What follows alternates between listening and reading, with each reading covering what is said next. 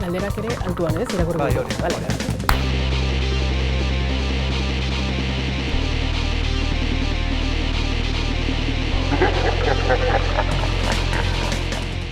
Literatura, irakaskuntza, komunikazioa, zein da laugarren hanka?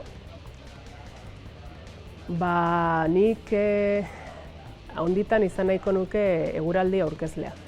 Eta holakorik egin izan dudanez, egiten dudana da Andoainen egiten diren, adibidez, Martin Ugalde sarien aurkezpena, eta Arantzatxoa holaxe kentzen dut. Paper zuriaren aurrean, zer da sentitzen duzuna?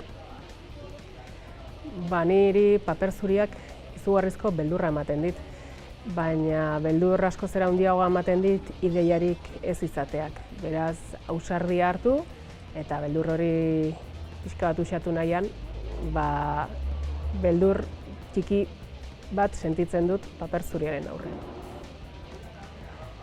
Handitan izan nahiko zenukeen idazlea esango zeniguke? Nik badaukat, uste dut Euskal Herri erdia baino gehiagok bezalaxe, maitasun platoniko bat Joseba Sarrionandiarekiko, eta nik deskubritu nuen Joseba Sarrionandia nerabe nintzela, gero deskubritu nuen bere historia, eta literatur, ipuin, novela edo zinemagintzako pelikula bat izan daitekeena, Josebaren bizitza asko gustatu zitzaidan, oso epikoa iruditu zitzaidan, eta horregatik beti, eta bere lanagatik bereziki, Joseba Sarrionandia izan nahiko nuke handitan. Zenbatek ezagutzen dute zure antzerkigintzarako dohaina?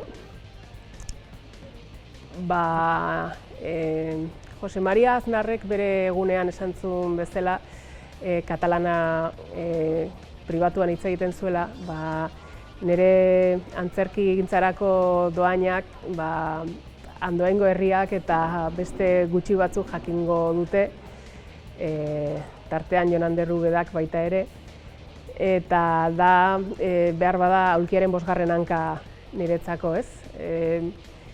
Antzerkigintzaren dohain hori isilpean eraman, baina etorri zen halako batean sekulako pandemia eta etxera eraman gintuzten, eta hortik sortu edo atera arazi nuen nire barnean dagoen antzezle txatxua, ez baita ona.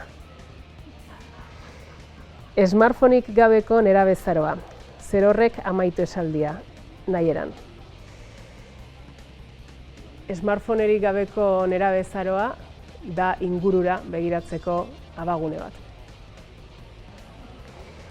Bikinik arrakasta handia badu, trikini idaztera animatuko zara? Bikini arrakasta izan da argitaratu delako. Beraz, trikini hurrengo baterako utziko dugu.